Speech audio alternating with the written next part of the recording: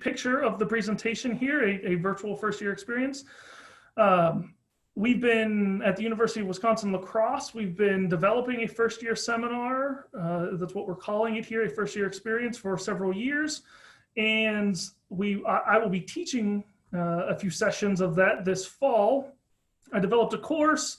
It is designed to be face-to-face, and then all of a sudden we had to transition to a virtual format. The reason that I want to give this webinar today, and hopefully have some nice back and forth during the Q&A session, is that I think that this is a particular time where all of us can be sharing our ideas and our interests and our experiences in transitioning our traditional face-to-face courses into a virtual format. A first year experience is about the last course that I would personally want to teach online.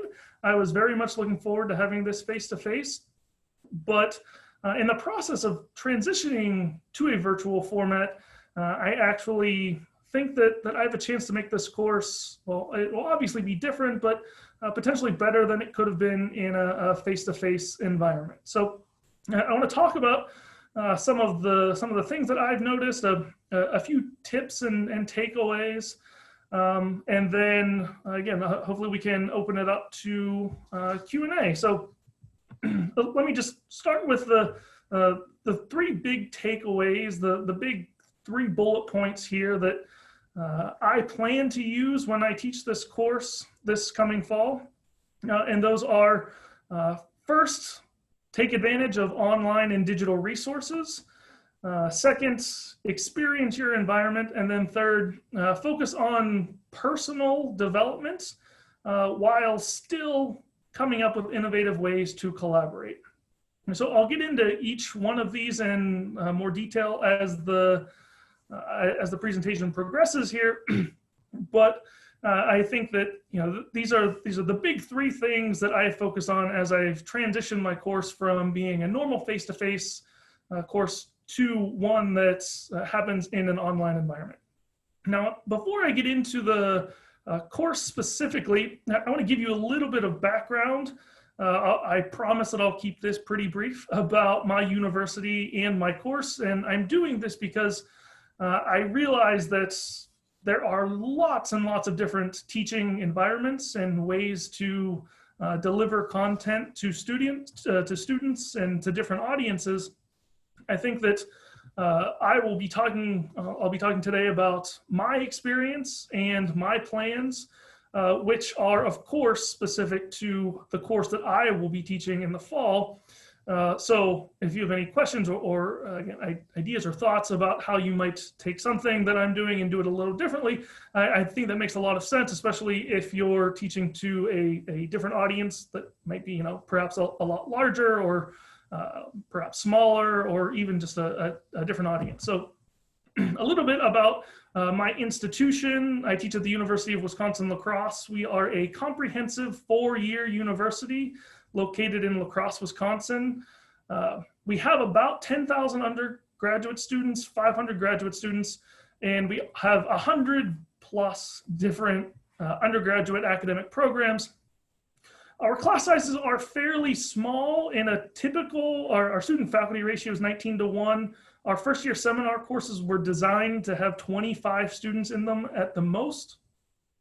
Our institution, we have competitive admissions, which gives us we have good students. We're not Harvard, but we do have very talented and bright students here. And then we have a pretty good retention rate and graduation rates. I posted this 6-year graduation rate in the slides here just to give an idea. You can obviously look at your own institution if you're interested in comparing. But again, I mention this because I want to talk about, I will be talking about my experience and what I plan to do, but all of that is based around the institution at which I will be talking. Now, the second thing that I'll do, again, this is going to be a little bit more background, but it's about the course that I'm going to be teaching, the course that we're offering here. We spent on this campus 3 years creating what this new first year experience course was going to look like. We call it a first year seminar on our campus. And I put all of these things up here again, not to go into too much detail about them. I'm sure somebody else could give an entirely different online webinar for hours about how the course was constructed, why we came up with everything that we did. But this is just to say that it was a campus-wide effort that took a lot of people and a lot of resources to design what this first year experience was going to be. We were going to offer that for the first time in this fall. The course was designed, just a little bit about the course, as what we're calling a passions course. So the course is, there are parts, about half of the learning objectives for the course are the same across all of the courses. They focus, those common learning outcomes focus a lot on mindset, belonging, sort of developing those beginning skills for new college students that will, we hope that will lead to greater success. We want, the goal of the course is to, promote lifelong learning, but then also so learning over their time here at our institution. And also, we'd like to increase our retention rate, all of those good things that we want to happen. My personal course that I've designed is called Wealth and Happiness, Foundations of the Modern Economy. So I am an economist. My background is in economics. My course has a lot of these common learning outcomes, again, designed to promote fundamental basic learning and hopefully encourage the right skills and mindset that students need to succeed in college. But then I also have the pleasure of talking about the things that I enjoy most. It's not an economics class, but some economic terms and data and some basic economics, finance and concepts will work their way into this course. So that's all of the background about the course and about my institution. All right, so whenever our institution made the decision to transfer to an online format, I have to say that at first I was sincerely disappointed. I had put a lot of work into creating the course that I've been more excited to teach this course this fall in a face-to-face environment than I've ever been to teach any course in my life, in part because I got to design so much of it myself from scratch. Now we transferred to a virtual format and a lot of what I had designed just didn't make sense anymore. Standard work with the person next to you in the classroom type of classroom engagement was sort of taken out the window. And I spent about a week being sincerely not happy about our decision to move to an online format. But as I dealt with the reality and said, okay, we still have a few months until I teach this course. I would like to be excited to teach it again. I want to make it into the best virtual experience that I can. And so the main takeaway that I wanted to give you from that part of the story is lean in, right? I feel like as soon as I jumped into the deep end, if you will, as soon as I said, this is a virtual environment, let's make it an amazing experience, things started to click. Things started to come together. I got more and more excited about the content that I could present, the types of material that I could get students to engage with. The more that I got all in, the more that I sort of leaned in to this virtual experience, the more excited I got about teaching this fall. So lean in, take advantage of this opportunity. Again, I mean, I'm not teaching I won't be teaching this course for another couple of months as we sit here and talk. And so I've had time to find new resources and really to make this class even better. So let's talk about those big three takeaways that I mentioned earlier. The first one is to take advantage of online resources. So first and foremost, remember your comparative advantage. Again, I mentioned I'm an economist here, but remember what you're great at and recognize what you might not be great at. I say that because And I'm an economist. I am a good teacher. I work with data. I like working with students. I am not a web content creator. I'm not a blogger. I'm not a journalist. I don't sit in front of a camera most of the day. But other people do that. There are professionally produced products online that you can give your students. And I think a lot of that material is going to look a lot better than what I could make, for example, in the next 4 weeks, if I decided to try to do that. And so keeping that in mind, the internet can be a remarkable tool if we harness and leverage it right.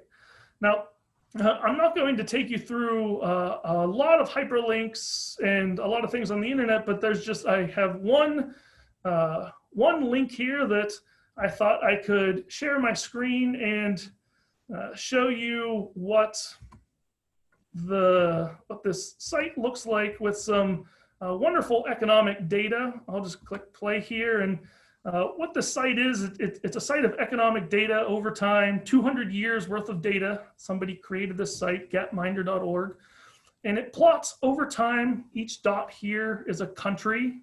The size of the dot represents the population, and it maps out life expectancy and income over time, right? And I think that this kind of visualization, this kind of data presentation, again, I could never do this myself. Somebody else has done this and they posted it online for free. They have all of the data available to download. You can track the sources. This is the kind of thing that I plan to give to my students. I've already created an assignment on this, right? There's a lot to explore on this site. There's a lot to do with this data. And really, again, this comes back to the lean in part of this, right? I think that we can harness these online resources. All right, now this is an economic specific resource. I think that economics is a discipline that's very fortunate in that we have loads and loads and loads of economic content across the web that we can give to our students. You know, every discipline is going to be different. I realize that, but my guess is that your discipline might have some good content out there online that you could leverage to give to students in a virtual environment. All right, the third bullet point here is love YouTube. This is one that I've personally been working on because I know how much junk is out there on YouTube. Also, playing YouTube videos in class is always tough because they put ads in. It's always a little odd that you have to sort through ads during YouTube videos. But I think that there is a lot of opportunity to use YouTube in the virtual classroom. Now, personally, I have some of my favorites. There are TED Talks that I absolutely love. I'm going to give those to my students, right? It's free to watch. It's some of those TED Talks tend to be on the shorter side, right? It's not an hour-long video that I'm asking them to watch. But there's a lot of really interesting content in there that's delivered in a format that is fairly friendly to what I think our 18 to 20-year-old students are used to. It's sort of designed in a way that is that they're familiar with. And recently, I mean, with COVID-19, I've seen lots of events and interesting content that would have been delivered likely in a face-to-face format has been recorded and uploaded to YouTube for free. I personally watched a moderated debate between two top economists on the current handling of various things related to COVID-19 and reopening. This opportunity, it's again free to watch on YouTube. And I wouldn't have been able to share this with my students if not for some innovations and pivots made by other instructors around the country. One other thing that I will mention about YouTube, something that I just noticed this morning. It's sort of a secondary benefit. I'll call it unintentionally subliminal. That if you get your students experiencing and watching these videos on YouTube, the computer learning algorithms that these companies use will start putting that kind of content in their normal feed. I just noticed as I've been rewatching the videos to put into my first year seminar course, and now YouTube is giving me suggestions for videos that are very similar to the ones that I've been watching. Those suggestions have crept into my Facebook page and onto my cell phone. They're all over the place, but I call this sort of unintentionally subliminal. The fact that if you can get students engaged with this material, you can let some of these other, YouTube and Facebook, some of these other sites do some of the heavy lifting to perhaps get your students even more engaged with the next step and sort of the next follow-up material in this conversation and really learning experience. All right, the next point here, expose your students to a variety of resources. Right? I personally have podcasts that I subscribe to. I like listening to them.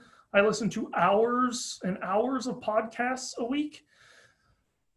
I can't assign an entire podcast series to my students, but if they listen to, for example, one Freakonomics episode and they enjoy it, then that may encourage them to listen to more and more and more and perhaps subscribe to the series.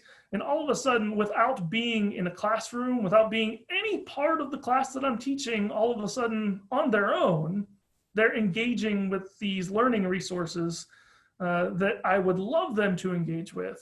All right, but all of this is sort of going on beyond the classroom and beyond the virtual classroom. And then the last point here, I think most of our textbooks and learning platforms and higher ed content providers, they all have, I think, loads of resources that are available to help us get our students more engaged in the classroom. And this is just a nudge to say, take advantage of those where applicable.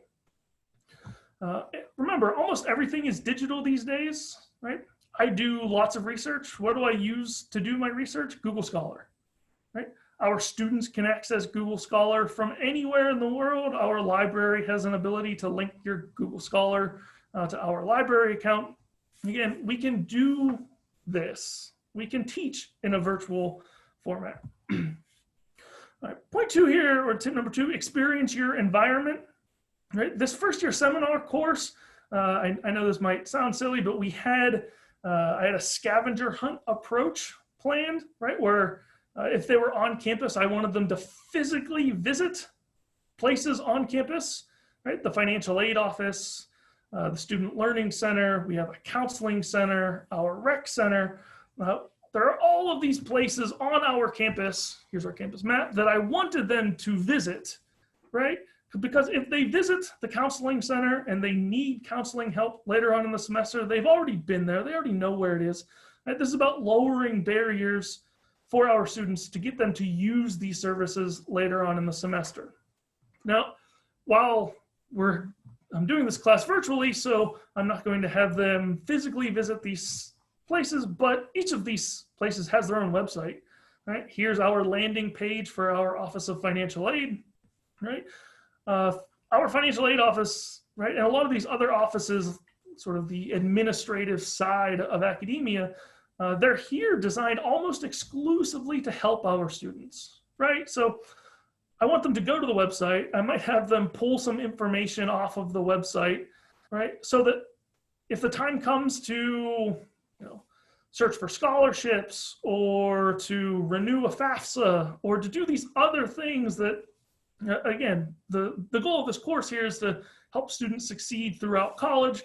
I think that even doing a virtual, right, scavenger hunt will have some benefits to our students in terms of getting them to the websites, to the virtual resources that they can use. I put here, there's a Google Maps shot of La Crosse, right? Because I can also think of getting our students, getting my students engaged in their environment. If they're here, and businesses are open, if museums are open, if parks are open, right? There are places in the city we can get our students to experience. if they're not here, right, if my students are living at home in a rural city, right, I can still give them the task of finding a culturally diverse business or landmark, or right, something to engage with in their setting, whether it's in person or whether it's virtually. All right, and then finally, the last point here, focus on personal development, right? So the course that I'm teaching, right, is a first year experience. It's a first year seminar. The course is designed to get students to grow, right? To become better students, to become better at learning, to learn more. And so I plan to focus a lot on personal development. One of the tasks, for example, here is journaling. Here's a screenshot from our Canvas dashboard here. That's the learning platform we use, just to show, right, some of the outline of the topics from our common experience that we want our students to engage in, right, and really figure out, right, how do I study, right? What kind of environment do I need to study? Let's further a growth mindset, right? Make sure that they feel like they belong in a college environment, right? A lot of these things are internal. We have a campus center called It Makes Sense, right? That is, their entire mission is focused on financial education. The ongoing motto in personal finance is that personal finance is personal, right? People do their, only you know what makes you happy. And so when it comes to designing your own personal financial agenda, that's personal, right?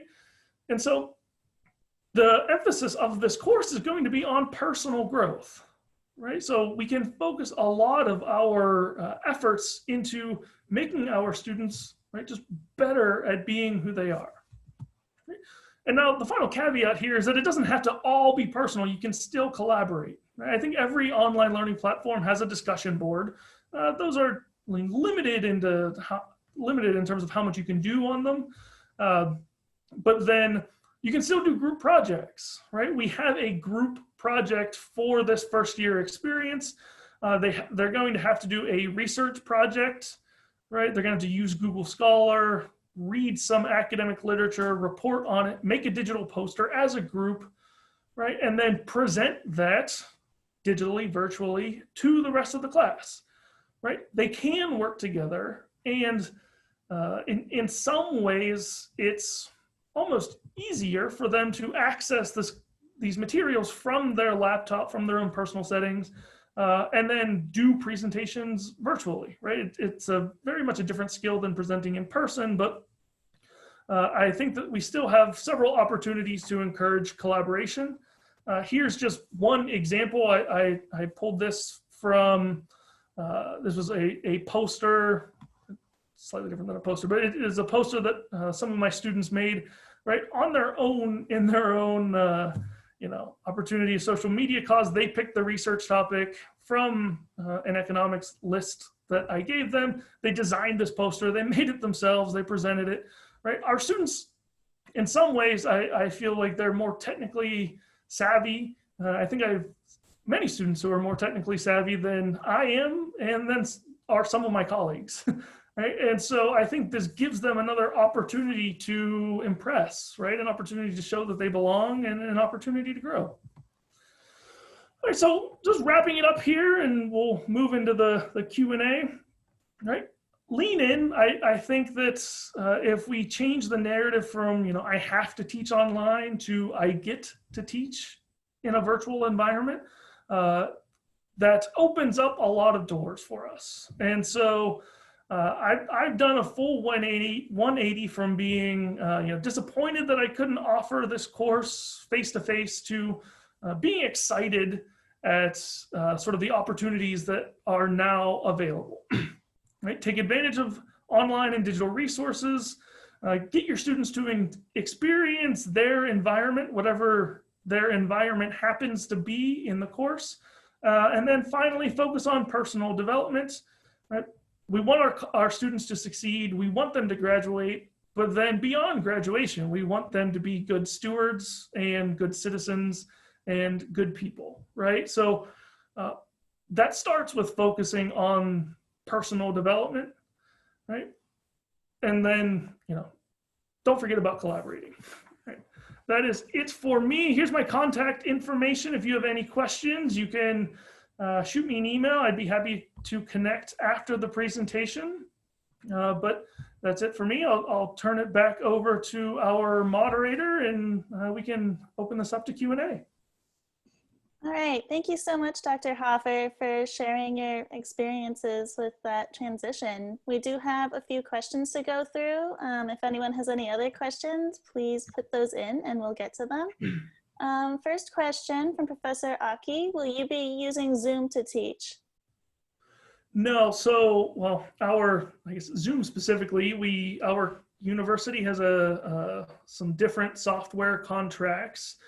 I will be recording perhaps webinars like this one. I'll be recording some videos and then holding some virtual office hours, right? So I'm not going to record my entire normal classroom like I would, while writing on the whiteboard behind me, but I will hold virtual office hours like this, and I plan on posting sort of weekly video updates to sort of keep that connection with my students. Awesome.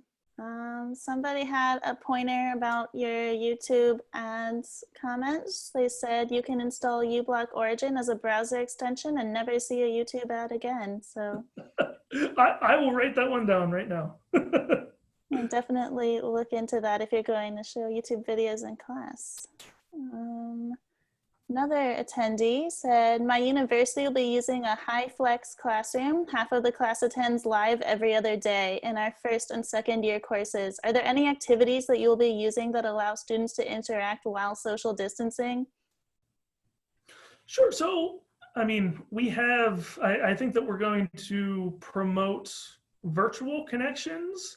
I will say sort of the upper administrative level of how much do we want students to interact and social distance while on campus. I'm not sure of that at the university level.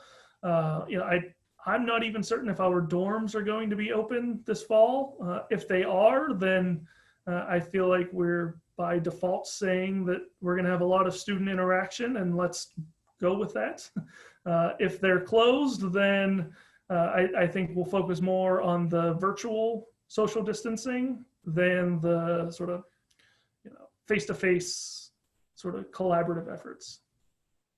So, how much of your course will be taught synchronously versus asynchronously? I think you may have answered part of that in a previous answer. Yeah, so I'm not doing, this course will be mostly asynchronous in that we're not meeting at the same time every day with the same class.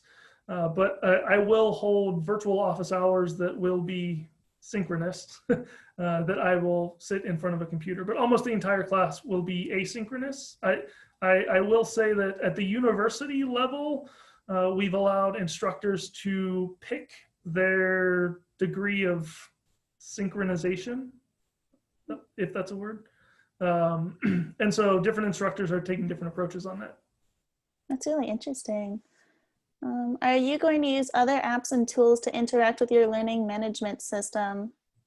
There were some examples, Play, Pause It, Padlet, Google Jamboard, or anything else? As many as possible. I'm not that familiar with a lot of the ones that were just referenced in that list.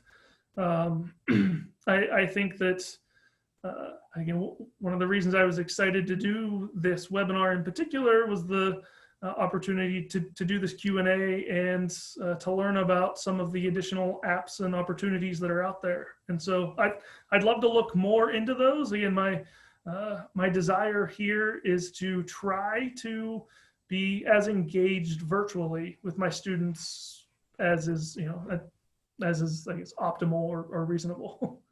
Mm-hmm. So as face-to-face was this course you were designing a 3-credit course? Yes. Meeting twice a week, 3 times a week, something like that? Yep. So it was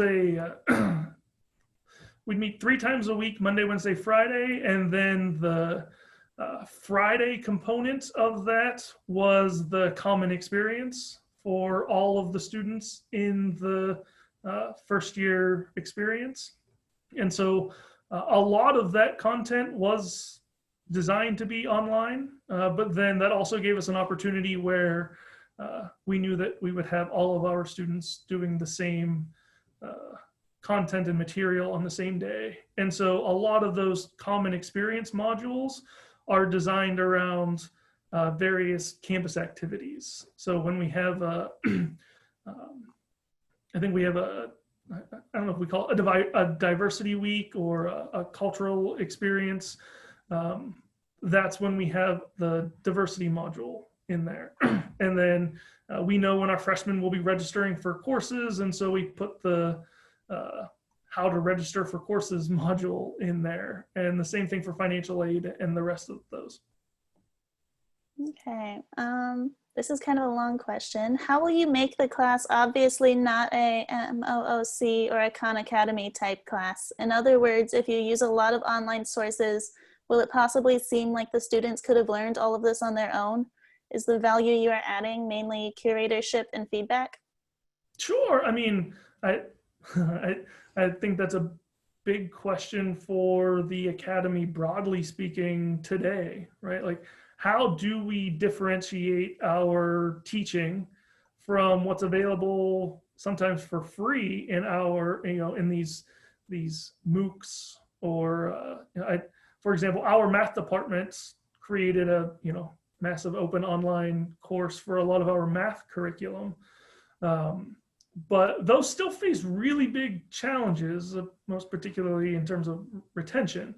So I think that the differentiator, I think there's a big role to play as moderator, but there's still a big role to play as teacher and one-on-one engager with our students, right?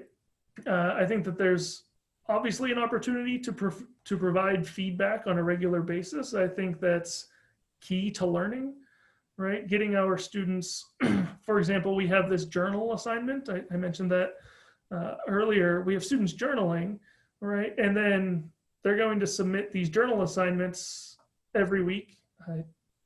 It's going to be a lot of things to read for me. But they're going to submit these journals, right? And then they have a chance to hear back from me, right? And so I think the key here, what differentiates a 25-person class that's mostly online from a big, massive open online course is the opportunity for feedback with the individual instructors. Definitely. How has your grading and assessment plan shifted from what you intended in the face-to-face course? It has changed majorly. That's a really good question. I had sort of the testing component of my course. I had to completely change. Face-to-face tests hold up very poorly online because they can look up answers. And the same for kinds of assessment that we were going to do. For example, if one of the things that I'm still finishing at this moment is ways to assess their communication, right? In a normal face-to-face class, I would perhaps, well, actually, we planned to have a poster session for the posters that they were designing. And, I could walk up to the poster, evaluate its physical presence. I could have the students give a short presentation, evaluate, I'm picturing our oral communication rubric that we have to assess these, right? And I can score them on all of these metrics. It's going to be different, obviously, if they present this online, right? And how much are we going to change or adjust or perhaps we should probably change the rubric and the metrics that we use to be different for an online format. I will say that we haven't, we're behind on that lane of, what does the student's background look like while they're giving a professional presentation, right? I can think of some faculty members that would score poorly on that. But I think that there's a I've certainly had to change several things about the course, testing, exams, grading. I haven't changed the grade distribution or percentages for the course, but I have changed what the students will be graded on, just simply based on the fact that we're virtual and not face-to-face. That makes sense. Yeah, thank you. Going back to one of the resources, Professor Oki said you might want to try Padlet. It's a great way to brainstorm and do discussions and can be done asynchronously too. It's free for the basic version and her students love it. Great. And that's called Padlet. Padlet. I'll definitely make a note of that. Professor Teeters asked, will this be recorded and available to us? Yes, we are recording, and I will be distributing that once it becomes available on our site. Can we get the PowerPoint presentation too? If Dr. Hoffer is willing to send that to me after this, then I can definitely host that alongside the recording and distribute that to all of the attendees and registrants for sure. I'd be happy to. Awesome, great. You're welcome. Let's see, any additional questions from anyone? I have a question actually. If we continue going virtually for a long time, how are you going to use what you learned designing this virtual first year experience in non-virtual first year experience type courses like your regular economics courses? That's a wonderful question. And I'll say that already there has been some sort of two-way feedback in the sense that I teach a sports economics class and I teach it online most summers. That class is a lot of fun to teach, and I'm pretty sure it's fun to take as well. And that was what really got me out there looking for digital resources to share with my students. I think that, you know, as a teacher in higher education, we're constantly revising our courses, trying to make them better. When I took over teaching our political economy class, the course was still designed about, sort of 1980s style questions of the USSR versus the United States in terms of politics and organizations and interactions. And so I think we're always trying to improve our courses, right? I think that digital and virtual environments have been among the biggest changes recently, perhaps, the biggest. And I think that's, right, one of the things that higher education does very, very well, in my opinion, is that we constantly evolve, we constantly try to improve, right? We assess what we're doing. Fortunately, we have the liberty to make sort of, I call them small experiments, teaching with new material, teaching with new software. Sometimes they work, sometimes they don't, but we have the liberty to do those experiments. And when they do, hopefully that makes the course better indefinitely, right? And so I think that at the end of the semester, I expect that I will have learned a lot. Our university has set up I sort of glazed over this in the presentation, they set up a panel of instructors from the pilot study for when we had just a handful of instructors teach a first year experience this past year, and talking about their experiences with this course. And speaking to some of those people anecdotally, I'll attend the virtual panel later on this month. There were a lot of things that they learned that I think can help all of us adjust our expectations and what we do coming into this new semester, right? And so I think that is one of the beauties and one of the things that I enjoy about working in higher education is that, right, we're always striving to do better. Right? We're always trying to get better at teaching. We want our students to learn better and to learn new things, right? And this will be another opportunity to learn from. It's sort of being an academic and living in an academic world.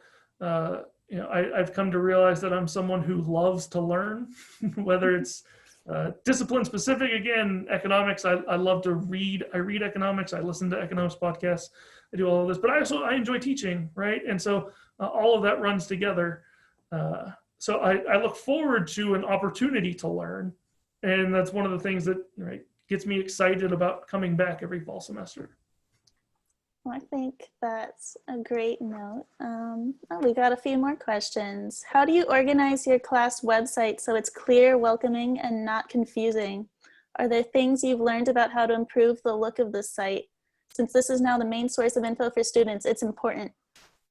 I think that's huge. The layout and organization of your class site is really, really important to keeping your students sort of not only engaged, but also keeps the expectations clear and keeps them, it's doing what they're supposed to be doing. There are a few things that are worse than students missing an assignment because they simply didn't know that they had to do it. And so I think, we have an online instructor training at our university. I did that, and it was very helpful to, it sort of forced me to be back in the shoes of a student using our online learning platform. And one of there are lots of things that we could talk about, but I think one thing that I found to be particularly important is to keep the timeline very clear. So we use Canvas. So I've used Blackboard and eCampus and Desire to Learn, and over the years I've used a lot of different platforms. But I think that one of the big keys that I found is to keep the timeline and organization clear and upfront for students when they land on the page. And so I title my modules, week 1, right? And in week 1 is all the learning materials. There are checklists with the assignments. There's essentially a mini to-do list for the students for the week, so that at the very least they know what they need to do, right? Step 2 is convincing them to do all of it in a timely manner, but I think let's focus on step 1 in getting them to know what they need to do. Absolutely. Well, Professor Loiacono sent a comment, and I think it's a really great note to end this session on after 45 minutes. She said, as we evolve with our classes, we continue to grow and become better educators. The more we expand our knowledge, we can give more to our students. And I think that's a great message to end on today. So with that, I will say thank you so much again to Dr. Hoffer, and thank you so much to everyone who attended today. If you have any questions for Dr. Hoffer, you can direct that to the email address he provided on the screen there. If you have any questions for us, please direct them to marketing@hawkslearning.com. We will be emailing you a link to view this webinar on demand, as well as the PowerPoint slides. And thank you again. I hope everyone has a great rest of their day.